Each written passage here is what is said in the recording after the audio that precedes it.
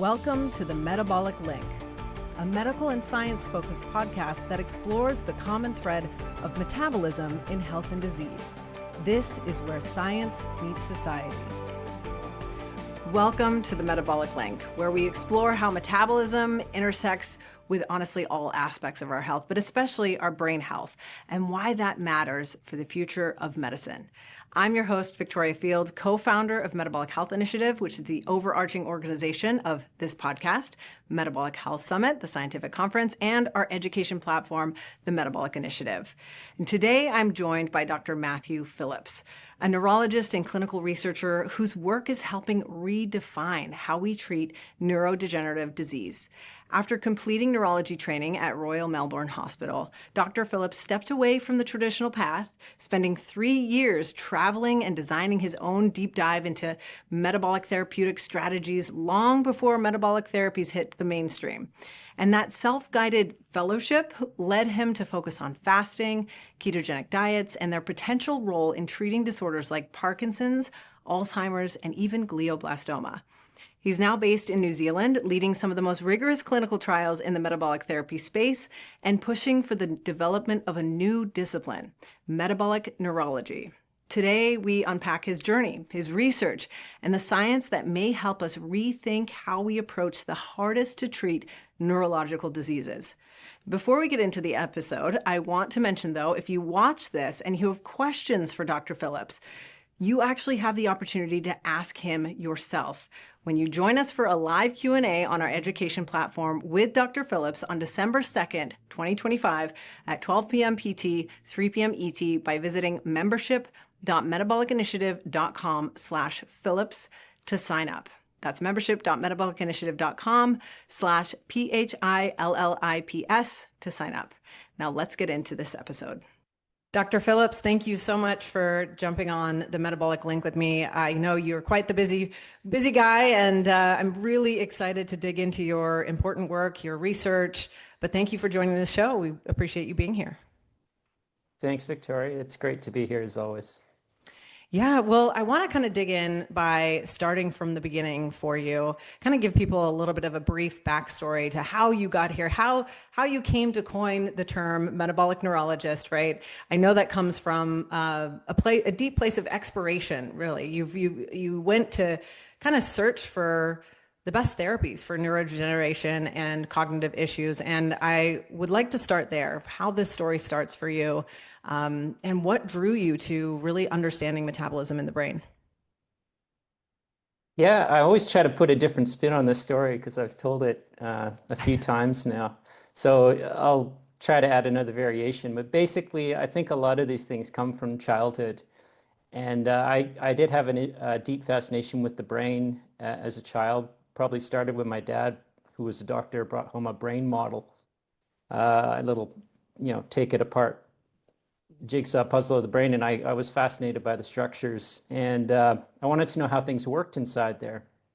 And I guess over the ensuing years, I developed, for that reason, an interest in the brain, but also an interest in physiology, how the brain works inside, and at a deeper level, metabolism.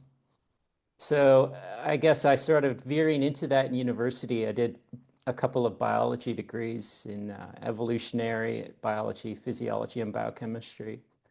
And after that, I took a few twisty turns. After 3 or 4 years, eventually made my way to medical school. And again, it was just, a lot of trial and error. And do I like this? No, I don't like this. You have to try stuff to find out if you like doing it. Like, for example, I thought I wanted to be a pilot at one stage, so I got my pilot's license. Wow. Did that for about a year and realized I probably wasn't suited to do that for the next 40 years. There were other things I tried. So I think a lot of trial and error was in there too. But at the end of the day, I came back to my childish notions of what's the brain, how does it work, and how do I make brains better? And that led me down neurology route. And when I finished that training, after many years, it takes a long time to, after you finish medical school, you do many more years of training to become a neurologist, as you know. I realized that the way the medical system approaches this whole, what is the brain and how does it work? Well, and how do you make it better? It actually doesn't really approach those questions. So there was a deep sense of frustration. I didn't have a personal health story like a lot of people do. I just was so deeply frustrated with the fact that I saw the world this way since I was a kid, and I was finally acknowledging that. And yet, the way the system was, the way the healthcare system was totally different, trying to treat the brain in a different way. And I couldn't put them together. So I decided to take that 3-year break where I traveled quite extensively and worked in a few different places, including volunteer work, and just had a lot of time to live in the moment and see what happened and what kind of thoughts would arise in my own head. And I ended up coming to some kind of idea that maybe we could mix the two together, my old childish notions with the current system, and sort of change from within approach. And that is what led me to finally accept a position as a neurologist in New Zealand, a country I'd always really thought was beautiful and had wonderful people and just seemed very interesting to me. And so I came here. It was initially for a year or two, but it's almost 10 years now. Here we go. And it's the research that's really kept me here because one project propels another. So there's my variation of the story for the metabolic link. And yeah, that's it in a nutshell. We appreciate you sharing that backstory. It's quite an interesting one, and I would love to hear maybe a little bit more about that time period of travel for you, because I know it was like 3 years of your own sort of fellowship, because you were really having a hard time finding, maybe a therapeutic or metabolic based therapy, fellowship that you could actually go through. So share a little bit more about that, where you went, what really allowed for that notion or that idea to grow, that, hey, we could kind of put these worlds together and maybe implement strategies around, metabolic therapies. Yeah, thanks for asking that. No one's actually asked me to specifically delineate that part of my life, and it was important. So when I became a neurologist, I think I was 38 years old in Royal Melbourne Hospital. I had a lot of opportunities available, as you can imagine, a few hospital job offers, a couple of PhD offers, and all these, wonderful positions available to me, and none of them felt right. I would be able to amplify my income and develop a certain level of, increased prestige, if you want to call it that. And, it was a great place to train in neurology, Melbourne, but it just didn't feel right. So deep in my heart, I really wanted to explore these childish concepts. And I thought, if I don't do it now, I probably won't, because once you're in the medical system, it's a treadmill. One thing leads to another, and suddenly you're 70 years old or 75 and you're about to retire or whatever it is. So I decided to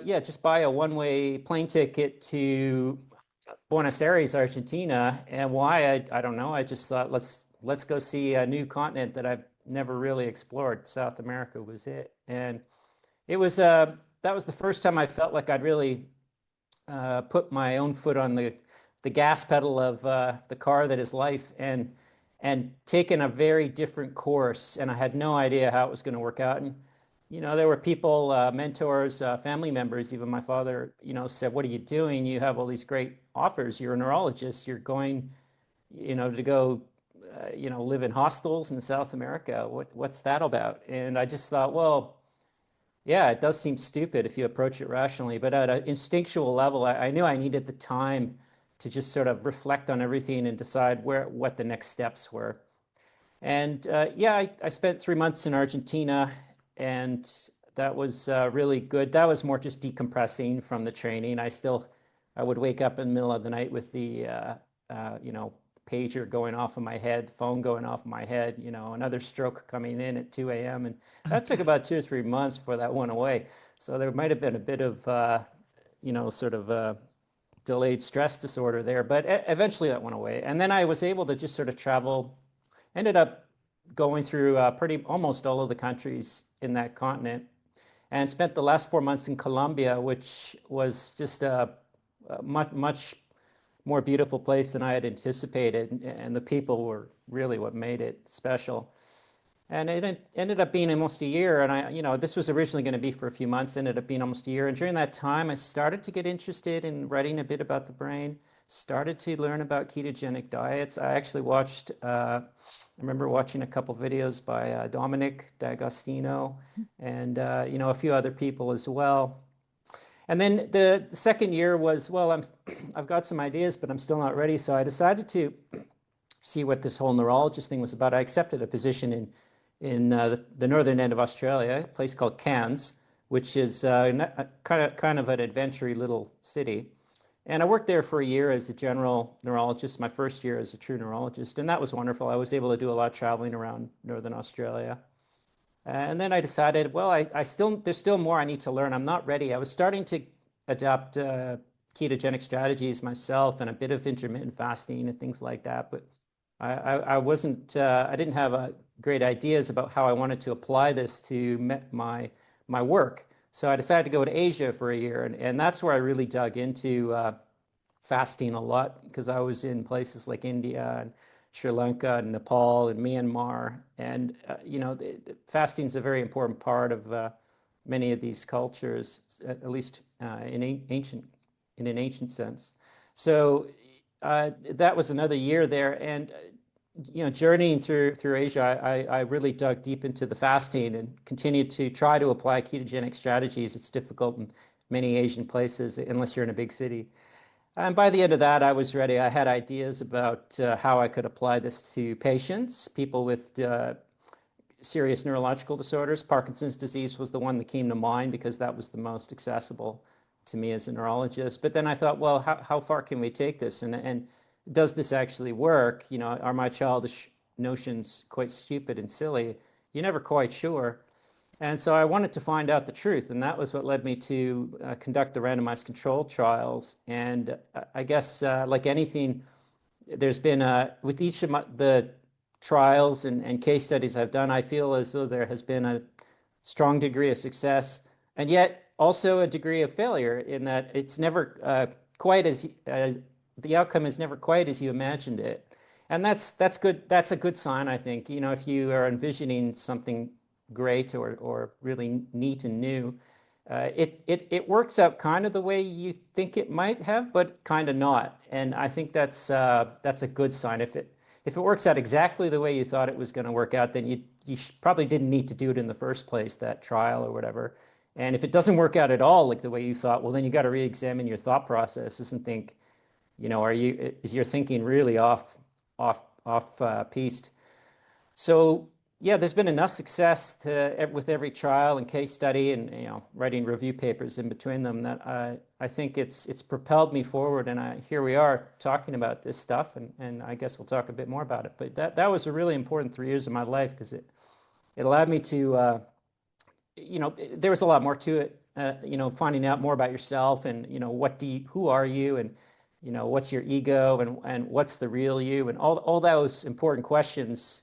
Taking time out of life, out of the routine, to really address those things and live life full on and in a straightforward, direct fashion, trying to live in the moment rather than in the past or the future, which is, I think a lot of people do that, was really important for me. And it was a lot of fun. Yeah, I can imagine. Yeah. Thank you for sharing that, because in All my right. mind, it's like got to be probably such a critical moment for you. And most people don't give themselves that space to really create something, a direction or path that they want to go on. They're going through this crazy schooling and they don't have a second to breathe, and they just jump right in, as you've mentioned. But that probably allowed for you to really think about things and do the incredible work that you're doing today. So, you had mentioned it might not, I think a family member said, "What are you doing?" But I'm sure looking back, you're like, that was probably one of the best things you did in the process. So, Yeah, yeah. I mean, the concern was that all those job offers would go away, but when I came back 1, 2, 3 years later, they were all still there. right. So most of them anyways. So yeah, most people view life as a race, and it's really not. There's no reward for getting to the finish line and becoming 75 or 80 or 90 years old. There's no great rewards you're going to get for that, other than a life well lived. Right. So it is not a race. Yeah. And unfortunately, I think that's drilled into us from an early age. Oh, it is. It is absolutely especially when you're I think on the medical track as well, family members going down that path, and it's hard to take that break. So, thank you for sharing that. I was very Yeah. curious about that side of things. Just because your lab results fall in the normal range doesn't mean your body's actually thriving. Genova Connect offers in-depth at-home testing that digs beneath surface level numbers. These are the same advanced panels used by top physicians measuring everything from gut health and mitochondrial function to hormone balance and nutrient levels.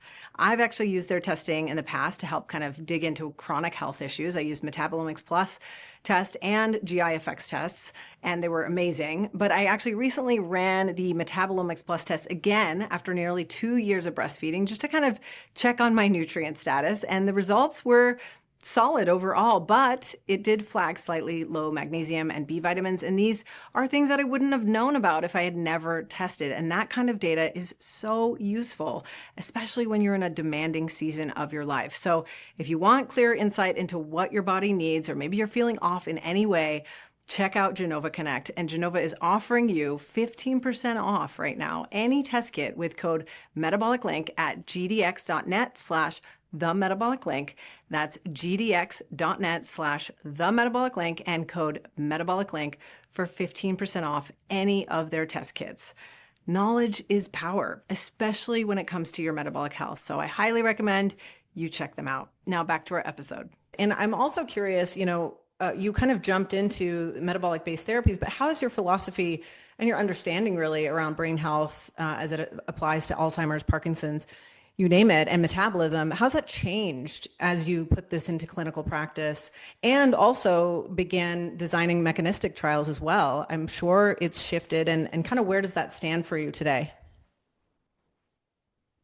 Yeah, I think I approached this whole question of what's the impact of metabolic health on the genesis and progression of these disorders, and what's the impact of a metabolic therapy, such as a fasting protocol, a ketogenic diet, and being able to alter that trajectory. So in terms of both prevention and treatment, I'm focused on treatment. I'm applying these mainly to people who already have the disorders. Right. So rather than prevention, right? So I think I had an open mind about this. Unrealistic. I thought that I didn't know when I started, for example, the ketogenic diet randomized controlled trial in people with Parkinson's. We had 47 people with Parkinson's disease, and we did a randomized controlled trial, putting half of them on a ketogenic diet and half of them on a low-fat, high-fiber diet, so high carb, but mainly fruits and vegetables and grains and things like that.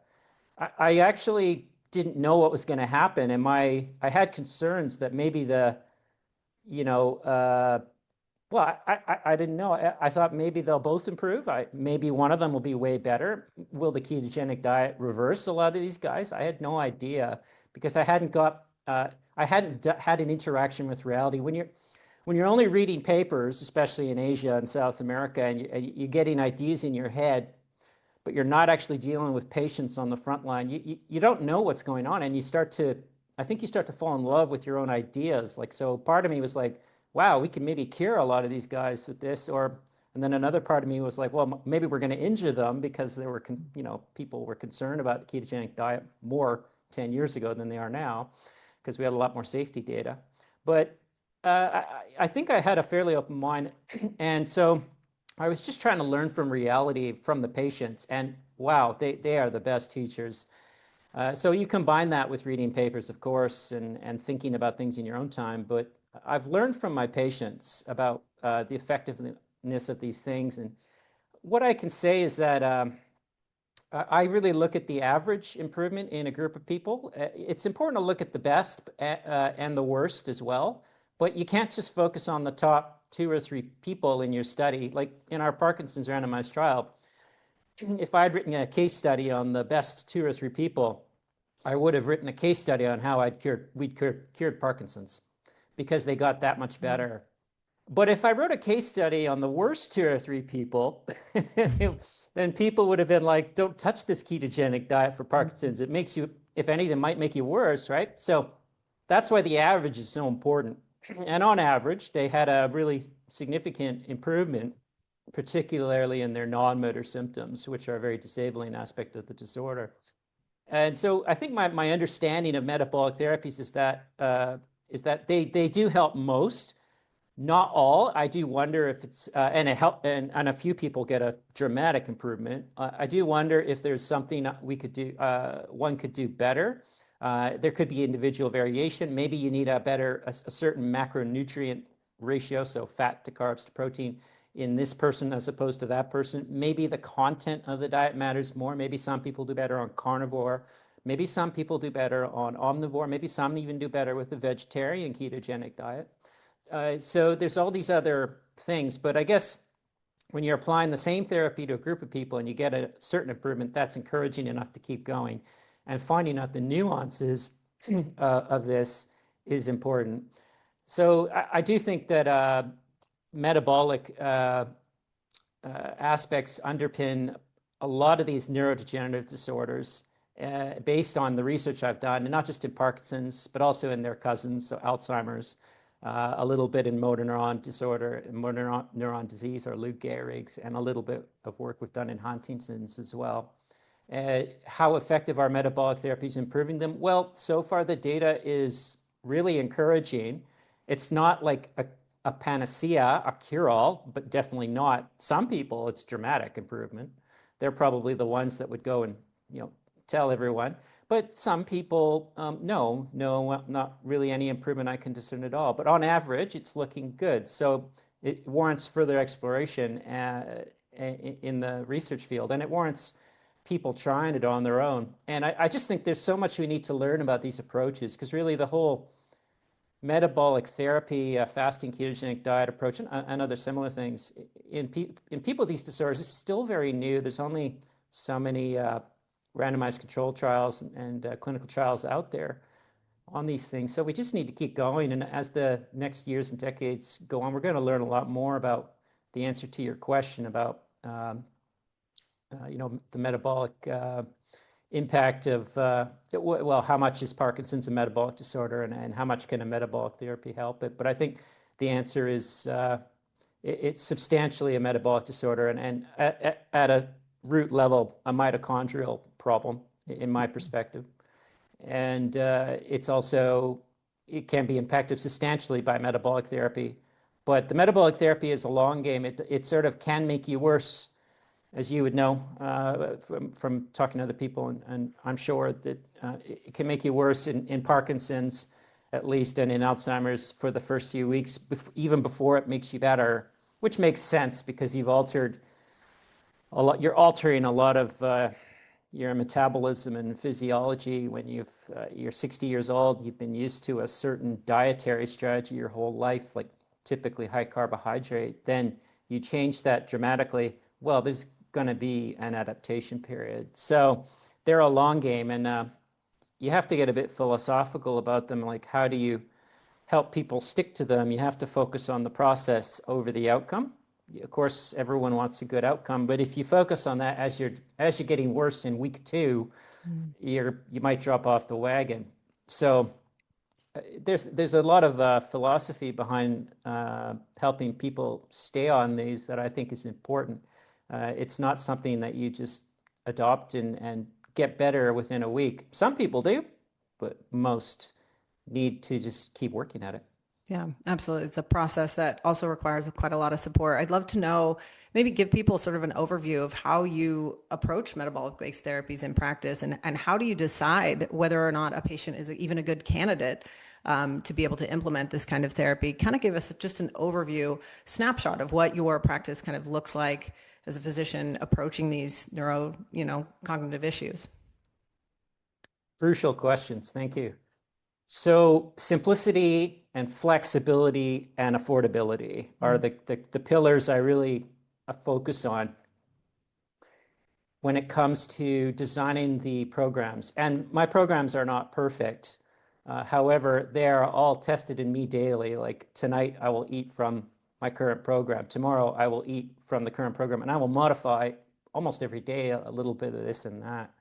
I have to say I'm really designing a new one now that I think is going to be even more flexible, affordable, and blah, blah, blah, trying to really get rid of the, seed oils and all these other things too. It's quite difficult to make something that's quite balanced, yet tasty, yet flexible, yet affordable. And I guess a fourth pillar is, it has to taste good, obviously. Yeah. And you're testing So this yourself on yourself? Is that what you just said? every day, it's all I eat. Like I eat once a day, sometimes twice, and it is, unless I go out once in a blue moon, I'll go out and have dinner somewhere, obviously with friends or a family member. But it's generally, otherwise I'm at home making this stuff myself. Yes, 100%. That's amazing. So that's dedication as a neurologist, I have to say. It's great. Well, I also see it as good for me. I mean, I got enough evidence now personally and in my patients and with what I see online and with other people, talking to people at conferences and so on, this is probably a very good thing for my own health. So there's a selfish element.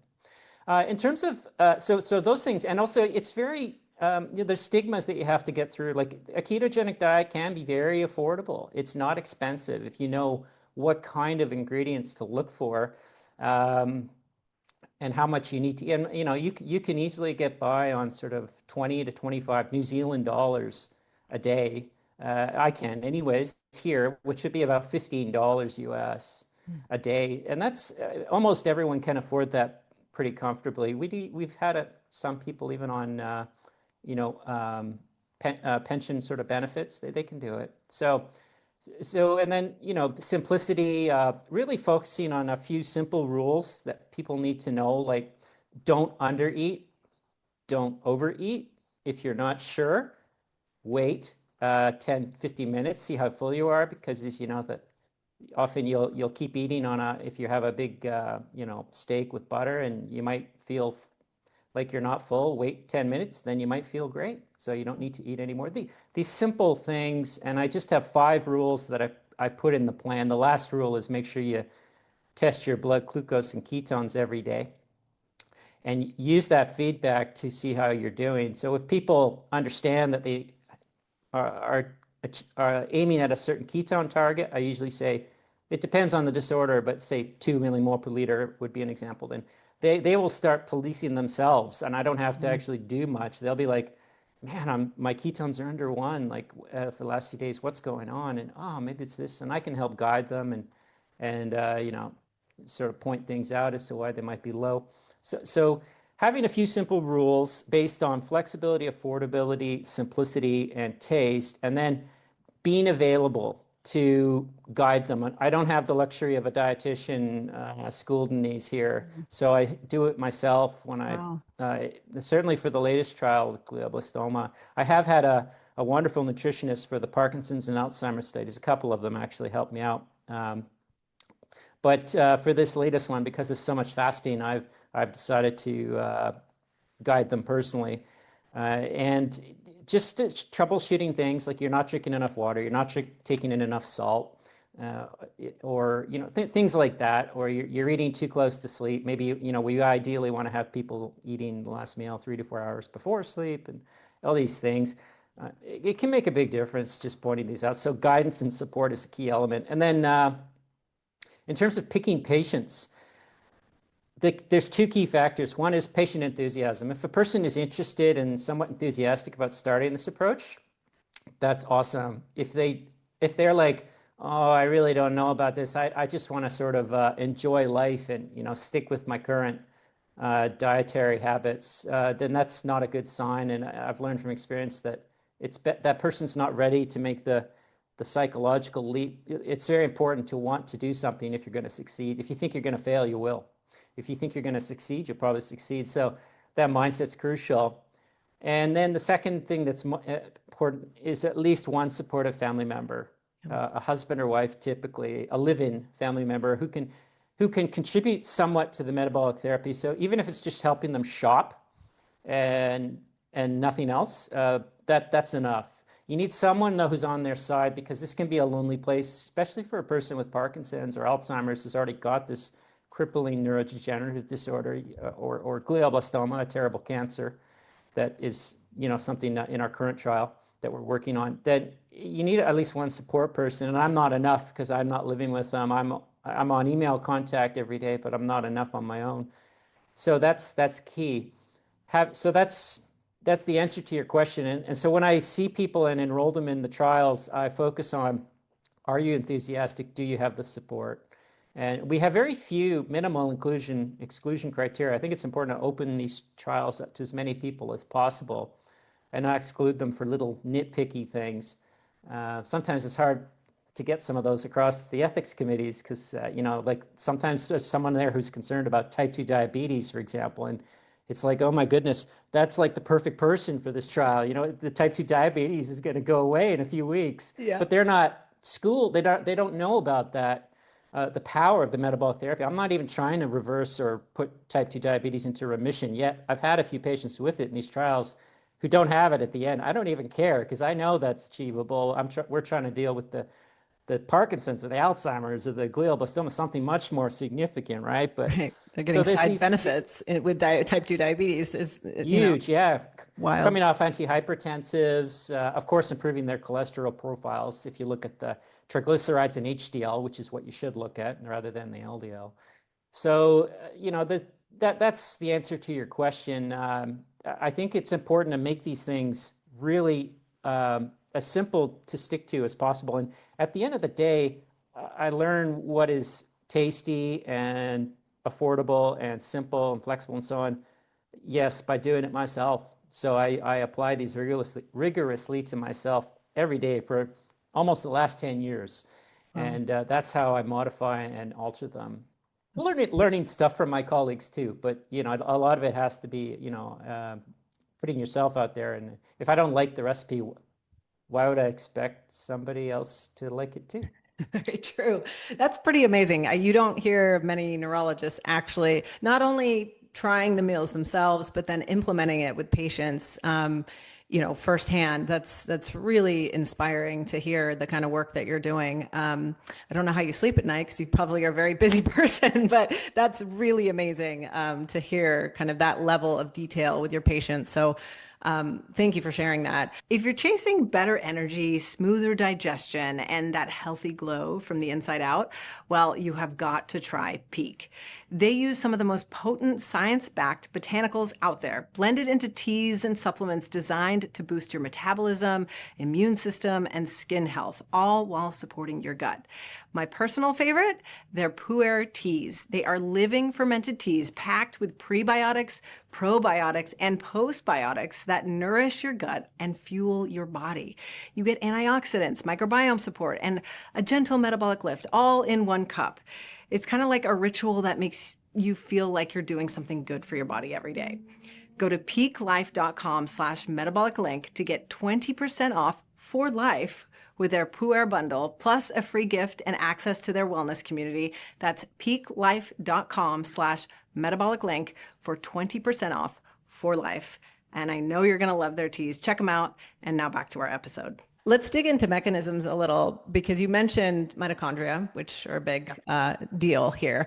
At the mitochondrial level, what do you think is the most clinically relevant effect of metabolic therapy? Are we talking, reduced oxidative stress, of course, targeting impaired glucose metabolism by offering ketones to improved ATP production? What are your thoughts around that? And really, how do you see that translating into measurable patient outcomes?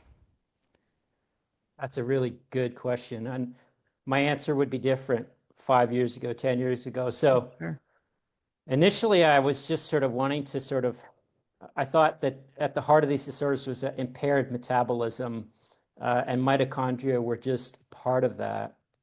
And that, you also had to deal with chronic neuroinflammation, for example. You had to deal with excessive reactive oxygen species or free radicals. You had to deal with abnormal neural function, like some disorders, hyperexcitability, especially in things like epilepsy. You had to deal with things like glutamate toxicity and so on. So it was like, well, there's all these pieces of the puzzle that seem out of kilter, and what's driving this all? And there's so much data out there about what is going. We have a lot of studies showing what all these things that are wrong, but what's driving it at the heart of it?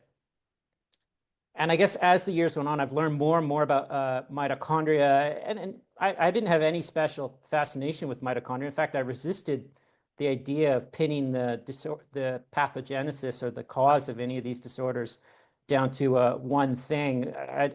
I like to look at things from a big picture orchestra level rather than focusing on one thing.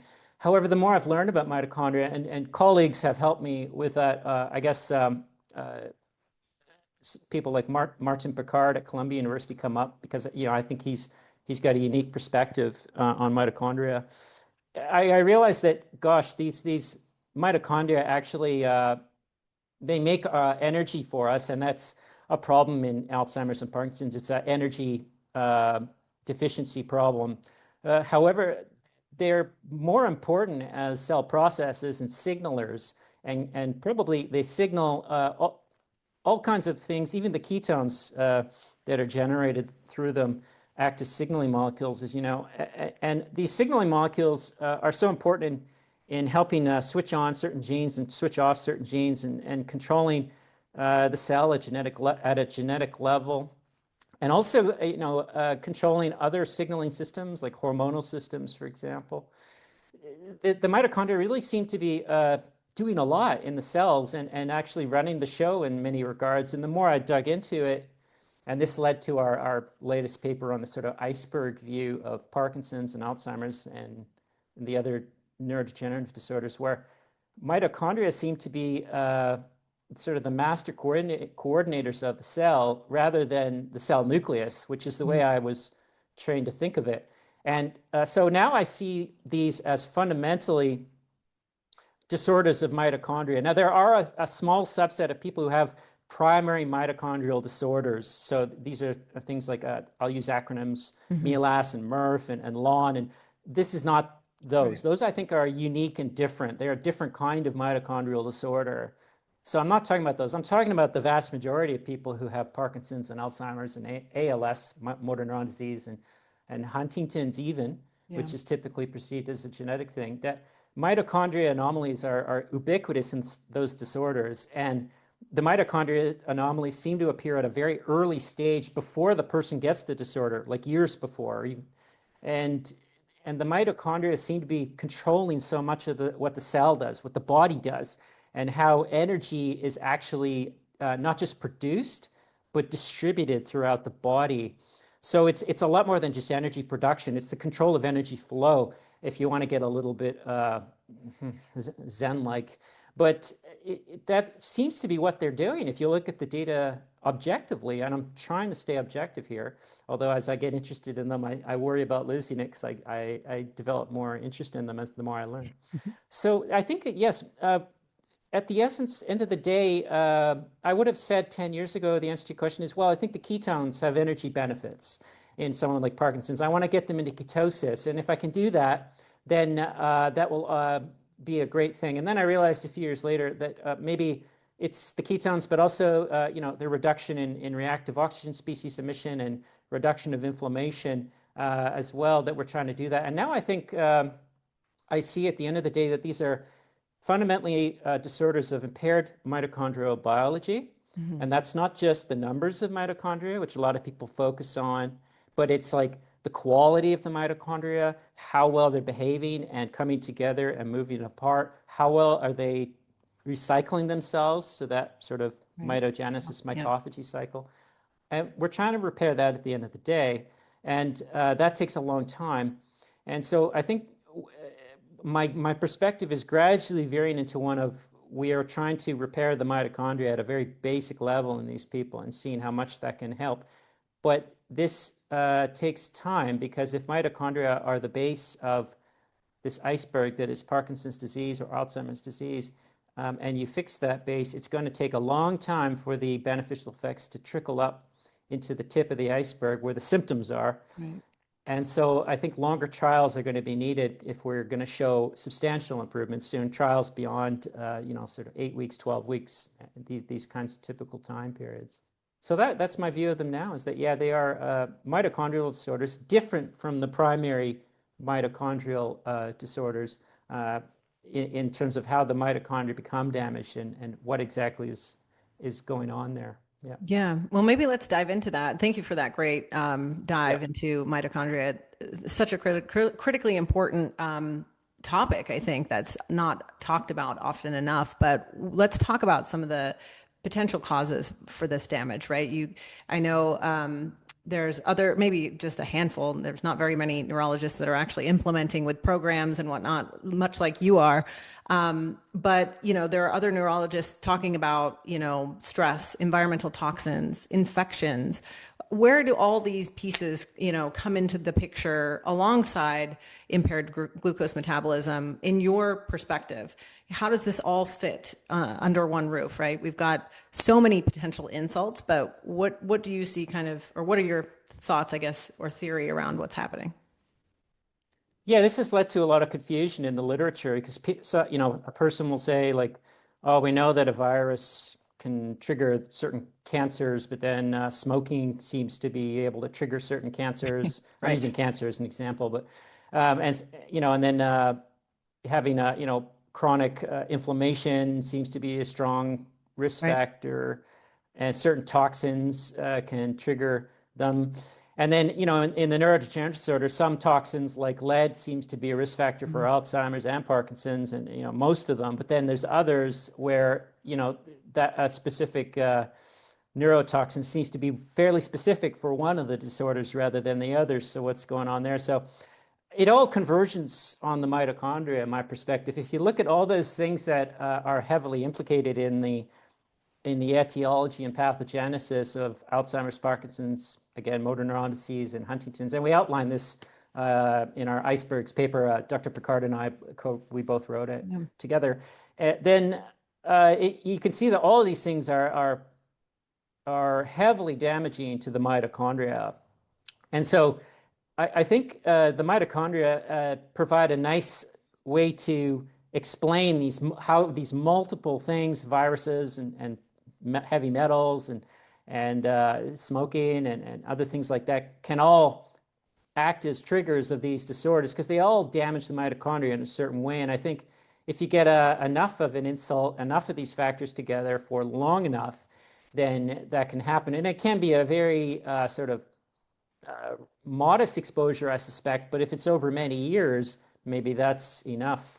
Yeah. And I always talk to people with Parkinson's and Alzheimer's that I've just met, my new patients, and try to figure out what might have caused it way back when they were much younger. And I guess it's pretty infrequently that I don't find something. And then I might think about doing some genetic testing because in 5 to 10% of these people, the genes are also a problem. But I think we focus too much on genes as causes of these disorders in general. So yeah, that's how I explain it. If you look at what they all these things that you can find out as causes, if you look at their effect on mitochondria, it's almost always injuring them in some way. And not just in a direct fashion, but a lot of what I think mitochondrial injury is when you stress them, they try to adapt and recalibrate their biology they change themselves and how they behave and act to deal with the stressor. But if you do that for too long, then the recalibration itself can become abnormal. And so I think a lot of the damage that they undertake is not in a direct sense, like toxin hurts mitochondria or virus hurts mitochondria directly, but they're trying to adopt to an unhealthy dietary strategy, for example, or an unhealthy physical activity program, like not enough exercise or maybe too much, and so on. So they're constantly trying to recalibrate and adapt, and I think that explains why all these different things can cause these disorders. It goes through the mitochondria, and we don't see that because we tend to sort of just look at the person. The obvious things jump out at us. They smoke, they're overweight, maybe they have diabetes, and now they have Parkinson's. So we try to put them together. How did the smoking and Right. diabetes directly cause the Parkinson's? Well, we don't see the invisible conduit, is that they have impaired the mitochondria, and the mitochondria damage and impairment has led to this ripple effect where the symptoms appear in the iceberg view above the water, but all the damage has been going on for a long time under the water in the mitochondria. We just haven't seen that because we haven't looked at them. Right. And so there's a lot of conversion lines of evidence that are implicating that this is the way this happens. And I think until I see strong contradictory evidence, I think that's a good framework to adopt for how these disorders arise and explain how multiple things can cause them. Let's be honest, between sun exposure, stress, lack of sleep, our skin takes a beating. But you don't need a bathroom full of products, believe it or not, to turn it around. The iRestore Illumina face mask is one of the most powerful LED masks available. 360 medical grade lights that target everything from fine lines and wrinkles to acne, sunspots, and inflammation.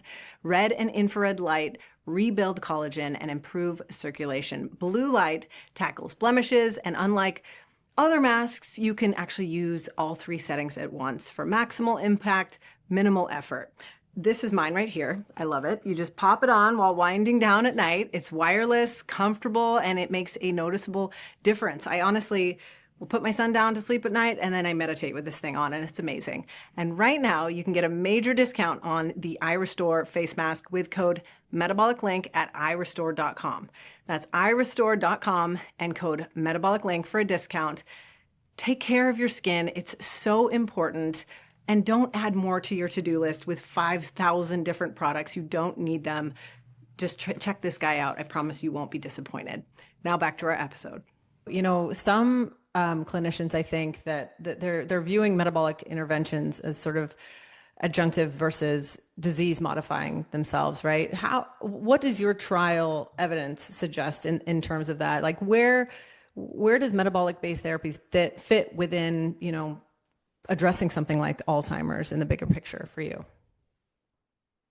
Yeah, you're asking awesome questions. Oh, thanks. So yeah, well, you're doing awesome work, so thank you. Thanks. No, it's above and beyond the majority of people I've spoken with. So look, so I'm trying to, I find there's a lot of polarization out there.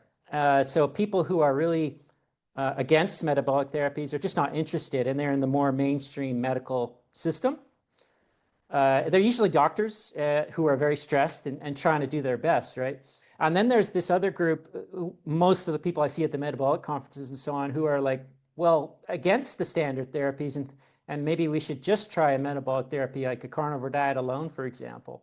Now, I'm trying to find this middle ground where we're merging those two things. And I think at the end of the day, that's going to be the way.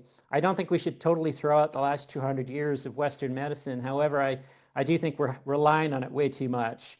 And I don't think we should also play up the, you know, if you see someone who says they've cured their Parkinson's or their Alzheimer's on X or whatever, one of these social media platforms, just take it with a heavy grain of salt. Maybe that person did, but I promise you there's for that one person, there's another 20 who maybe it improved them but didn't cure them. So, you know, we can't play up the metabolic therapies too much. Now, that being said, we just don't know a lot about them because we haven't got the research yet for the metabolic therapies. So we have to keep an open mind. But trying to merge them is the key. Now, most of us clinicians are heavily trained in medications, in surgical approaches, and other typical, what I call germ theory approaches. You know, you see a target, you want to try and remove it, the target being a symptom or the target being something that you think is causing the disease, like LDL cholesterol in heart disease or these little protein plaques in Parkinson's and Alzheimer's inside the neurons. So, you know, that's how we're trained, and that's how we're trained to think from a very early age, usually our 20s in medical school. But metabolic therapy is not like that. Is more of a healing, a restorative thing, restoring the mitochondria, restoring the metabolism, and improving the health of the person. It's the difference between sort of allopathic medicine versus salutogenic medicine. So allopathy is trying to target and relieve symptoms directly, but salutogenic therapy is aimed at healing and true restoration. And we're really schooled strongly in allopathic approaches, like making the person feel better, but not really altering the trajectory of the underlying disorder. Whereas salutogenic medicine is altering the trajectory of the underlying disorder, but that might be a little tough for the person while they're doing that. And that leads to the concept of hormesis and mitohormesis. So I think trying to put them together is the key. Now, it's hard to put the metabolic therapies into practice alongside the medications and the other germ theory-oriented therapies because the metabolic therapies, as I said, will often make a person feel worse with a disorder, a significant disorder, including cancer. I've seen people get a little worse before they get better. Excuse me. And so you have to be able to understand that. And if you do it yourself, you will understand that, that these things get better with time. Like 10 years being keto and fasting now, I feel much better than I did even 7, 8 years ago. So it takes time. You need to help guide people. There's a lot of things that we're not schooled in nutrition. We're not schooled in fasting protocols. We're not schooled in, adjusting macronutrient ratios. So most doctors just don't have that training, even the ones that are interested. And the training starts with yourself, doing it on yourself, I think. So that kind of learning, there's no substitute. And if you can do that, then you can start applying them. But it also requires a lot of guidance. And quite frankly, like outside of clinical trials, I don't have that much time to guide someone every day. So I would ideally need a team of dietitians and nutritionists or health coaches, people who are schooled in these things and can help do a lot of the nitty-gritty frontline stuff. So I think a lot of the problem with adopting these therapies in practice is to summarize the answer to your question is it's hard to implement them practically unless you have a lot of time. B, a lot of people aren't schooled in these and don't really know a lot about them.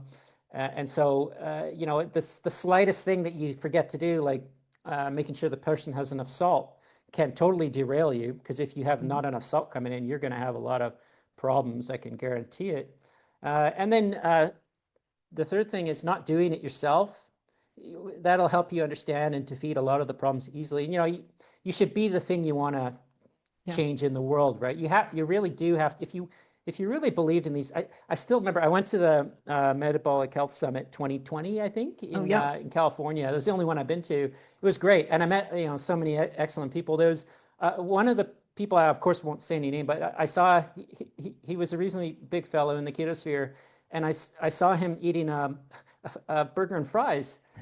And I couldn't believe it. I was like, why would you do that? If With the bun? All these, yeah, everything. Okay, I was like, all the decades of research, and yet this person was still eating this burger and fries. And maybe it was a cheat day for them. I should not judge too harshly. However, to me, it seemed a little bit like, if you really think this is, the data suggests this is a health-oriented approach, you really would do it yourself. And patients can pick up on that. If I ate a burger and fries every day and I started to try to apply a ketogenic therapy to someone, and if I ate 5 times a day, but then told them to not eat for 5 days, well, it's hypocritical. I have to use that word.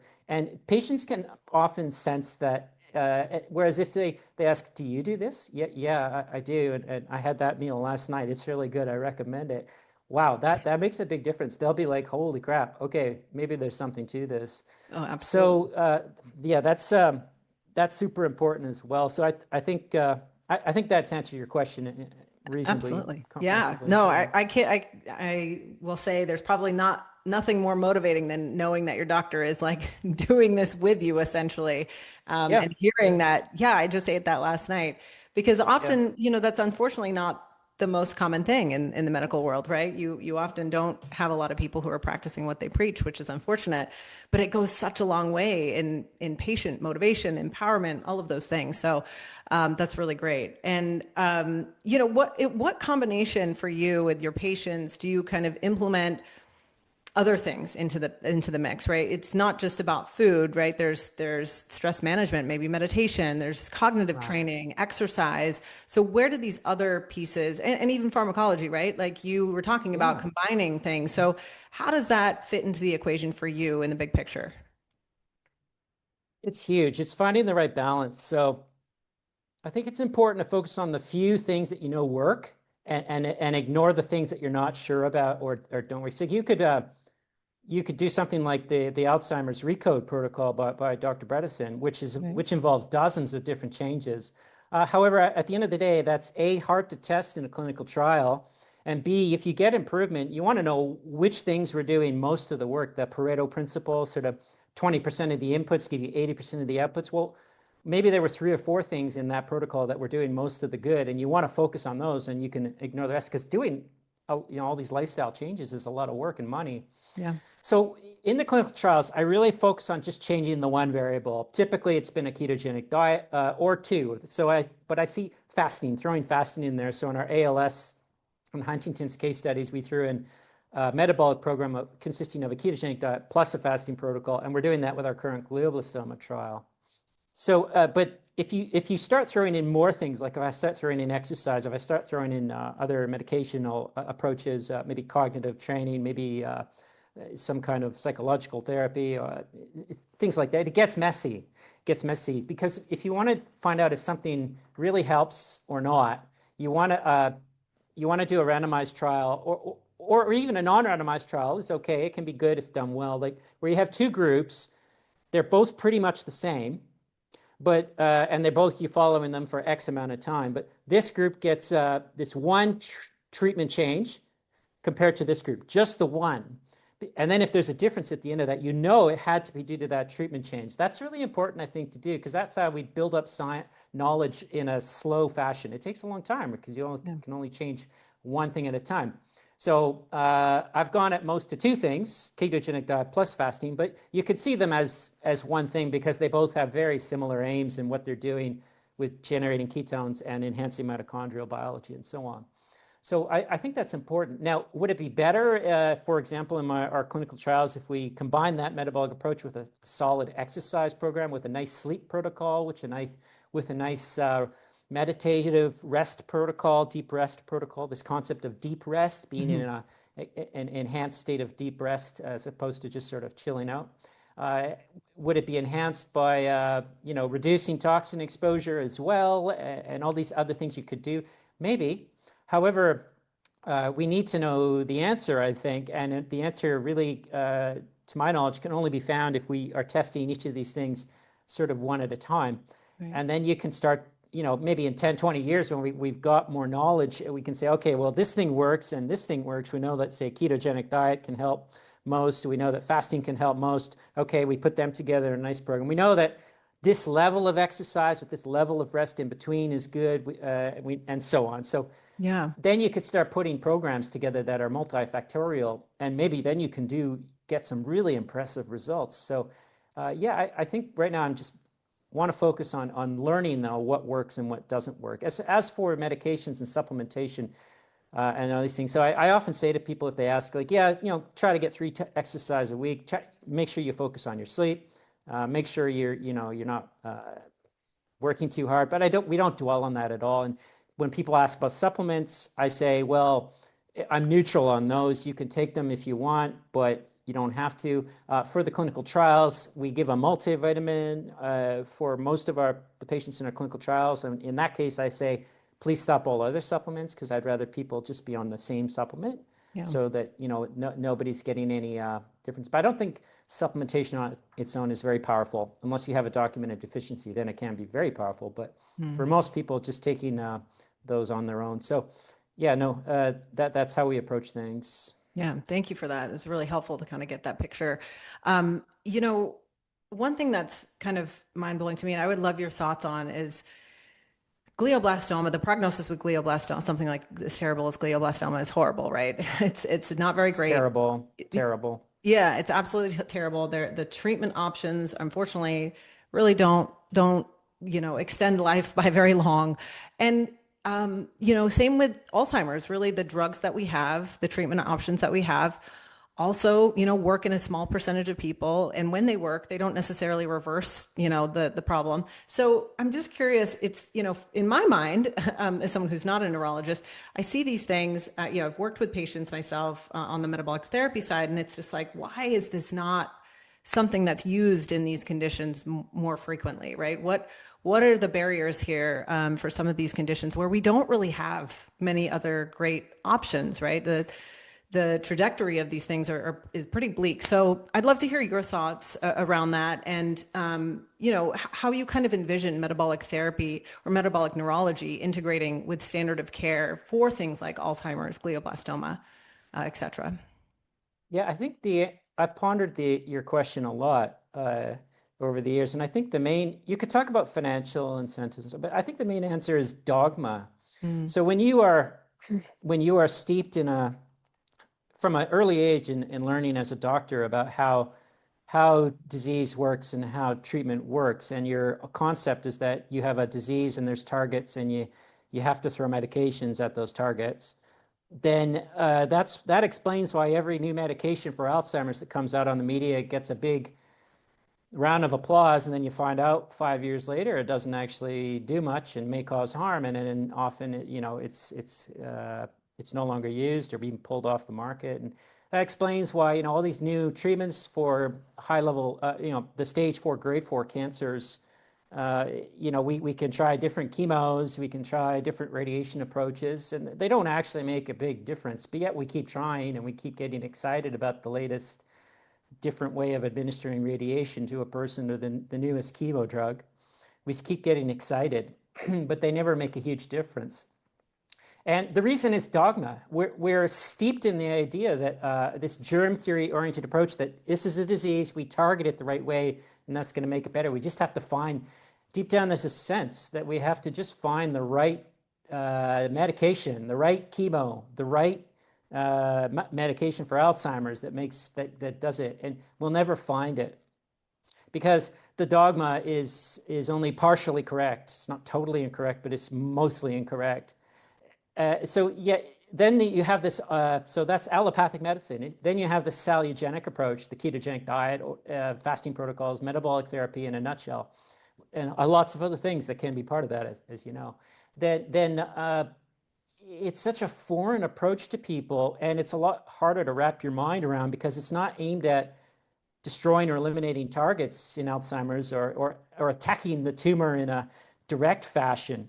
It's aimed at improving the body's health and helping the body sort of improve that way, I think, through mitochondrial biology enhancement. Now, there are things like, as Thomas Seyfried's work, of course, ketogenic diet, you want to get a low GKI, get the glucose down, ketones up. Maybe that can sort of indirectly hurt the tumor through, depriving it of energy and its main fermentable fuels and so on. Yes, that can also be a part of it. However, a person who gets glioblastoma obviously was so unhealthy they got it in the first place.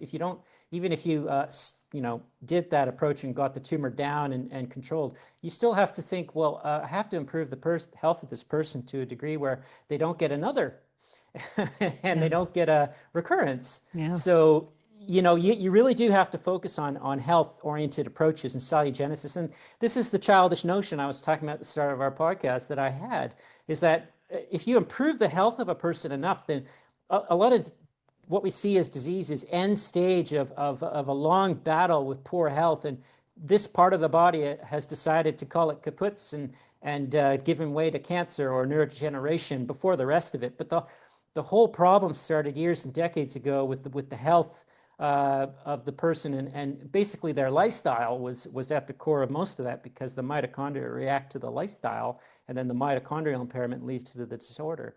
So this whole concept is not in the dogma. It's very foreign to the way we're trained as doctors, and I think we need to split in the future.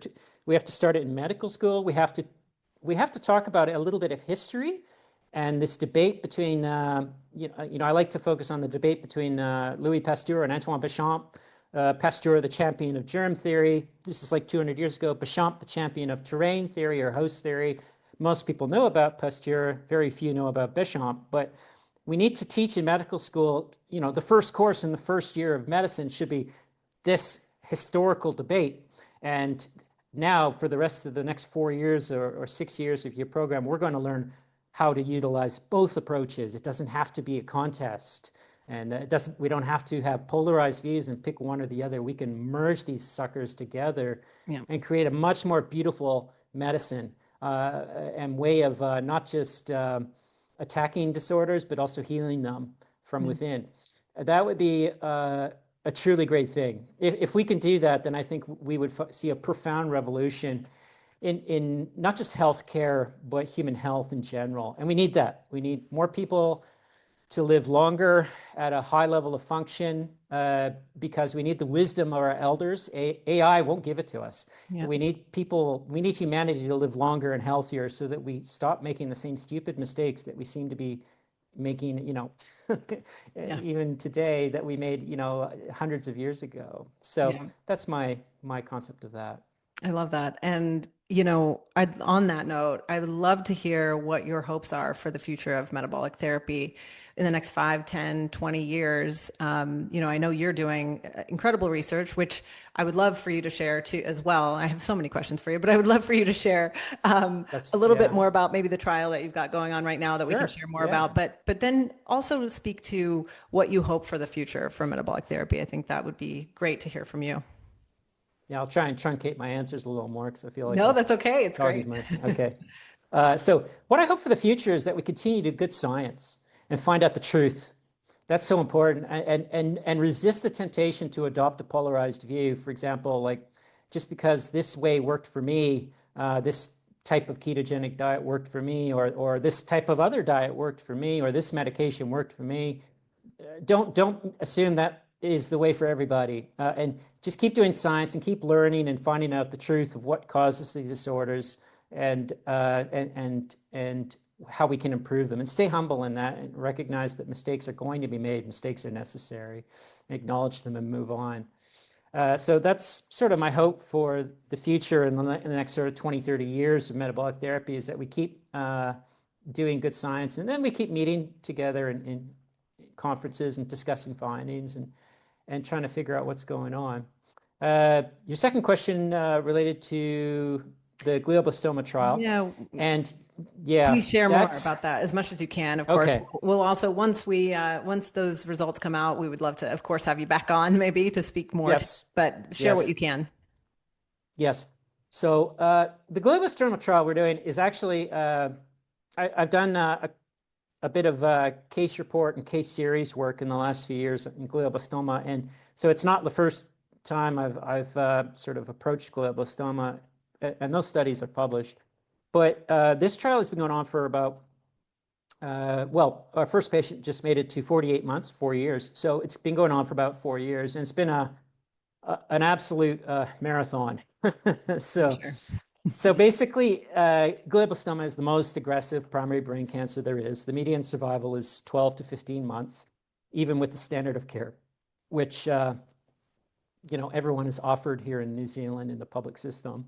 So, if they're good enough diagnosis, some people are palliated right away because they're already so sick. Yes, what we've done is it's a clinical trial where we've commenced. We were aiming for anywhere between 18 and 22 people. 18 we got because the patients adhered so well. We're commencing the most powerful metabolic therapy program that I know of ever for cancer to these people, where they do a strict ketogenic diet and fasting protocol combined. The fasting protocol is both prolonged fasting and intermittent fasting, so 5-day fasts every 4 weeks, as well as intermittent fasting. So when they're not doing a 5-day fast, they eat once a day, sometimes twice, OMAD, 1 meal a day, TMAD, 2 meals a day, and no snacking, of course. So, and we line up the fasts, particularly the big ones, the 5-day fasts, with their chemotherapy cycles, which are 5 days in duration, trying to maximize, trying to utilize the fasting to improve the chemotherapy even more. This is called differential stress resistance / sensitization, and also lining it up with the radiation therapy in that same way. And my oncology colleagues here, have been great. They're actually pretty much all of them, not quite all of them, are on board and supportive of this. It took a while to get them there, but so we've been doing this for 4 years, and the patients go through 10 months of this rigorous standard of care treatment. So the surgery, if they can, some of them are inoperable, chemo and radiation plus fasting ketogenic diet protocol, and that's it. And we put them together in a very strictly timed manner, trying to work them together. So germ theory plus terrain theory together, which is really awesome. That's great. And after 10 months of that, then the standard treatments are generally all done, and then they stay with, they can stay with the metabolic therapy if they want, and pretty much everyone has done some form of metabolic therapy at that point, ongoing.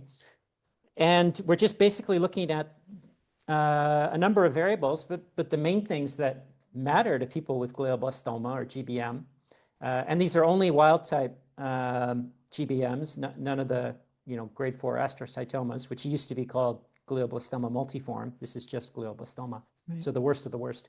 The things that matter, of course, quality of life and survival, and function and exercise capacity, things like that. So we're measuring those very intensively.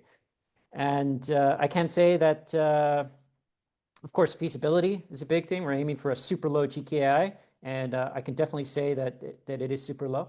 So It's sort of the acid test for metabolic therapy in glioblastoma. If metabolic therapy, and specifically a low GKI, matters to glioblastoma, then this trial has, in my opinion, the best chance of showing that. And we do have I wanted to do a randomized controlled trial initially, but it would be unethical, I think, to offer a glioblastoma patient who's got like a 14-month prognosis to say, well, you might get this protocol and you might not. The protocol might make a difference, but it might not. We know what standard of care will do, 14 months. Yeah. So if you were that patient and you were if you were randomized into the non-metabolic therapy arm, I think most people would just do it anyways. I probably would. I'd rather try my chance with the unknown that might help rather than accept the known that we know won't help. Right. So I didn't think it was ethical to do a randomized RCT. So we've got a non-randomized group of people who, for various reasons, had the full standard of care, but not the metabolic therapy. And we are able to use them as a sort of non-standardized control group, a non-randomized control group. So I think the trial will be highly informative when it comes out next year.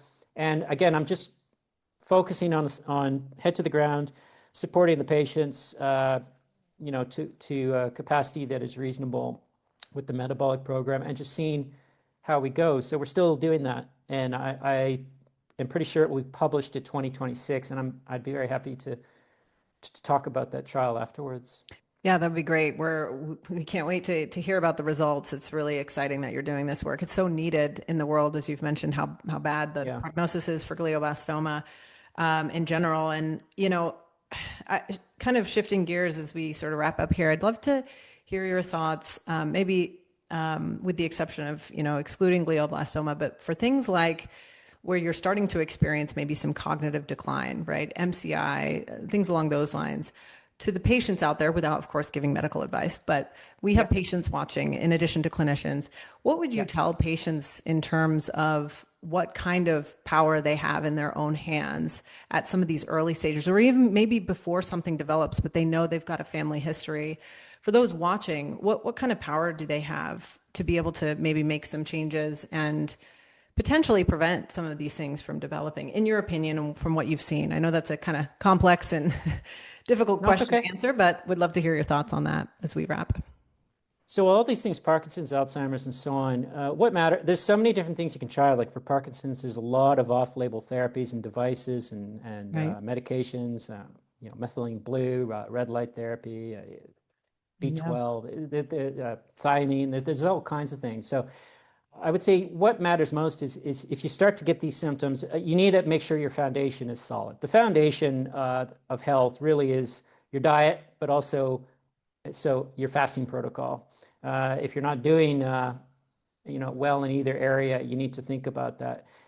Sleep, you need to make sure your sleep is on point. So if you have sleep deprivation, that could come across as it could augment the symptoms of subjective or mild cognitive impairment, or even cause it. if it was bad enough. I have You a need to ensure toddler that and I you're have to agree with that. I have a yeah, toddler yeah, that doesn't okay. sleep, so I feel a Yeah, little like totally yeah. out of it. Yeah, Yep, yeah. exactly. Yeah. So you need to make sure you're not doing the obvious things like, smoking, alcohol intake. Ideally, there shouldn't be any alcohol. Other things like if you're doing marijuana, vaping, I know they can have marijuana can have medical uses, but in this context, no, unlikely. So the foundation of health and stress, make sure maybe you're working a job you hate and it's really affecting your mind. So the foundation is all those basic exercise protocol, right? So those basic things, getting those things on point. If you're still having problems, if you've adopted low carb, for example, you're doing a nice fasting protocol every day. Maybe you're doing a 16 and 8 fasting to eating window or 2 meals a day, and that's pretty good. And you're not obviously overweight, and your metabolic risk factors are pretty well controlled. You're sleeping okay, and you still have this problem. Then you need to see ideally a specialist who knows what they're doing. You need a good neurologist, ideally, if it's something like what you're describing. And that person can give you a diagnosis, hopefully. You need to have someone who can give you a diagnosis. It may not be. Mild cognitive impairment is a syndrome, subjective is as well. It's kind of like saying you have chest pain, but it doesn't tell you what the cause of that is. Like the chest pain could come from a heart attack, but it could come from a lot of other things. Very true. And same with mild cognitive impairment. It could be the start of a neurodegenerative process like Alzheimer's, but it could be many other things like sleep deprivation, like maybe you're low in one of these, in vitamin D or B12. Maybe there's something else going on. So you need a good neurologist to really make sure none of those things are happening. They check your thyroid levels. They check all these things and make sure it's not something else that can be treatable. Now, and if they do that, and if they say no, then maybe they do some brain scans and find that, yeah, this looks like it may be mild cognitive impairment, which is often a prelude to the earliest stages of Alzheimer's.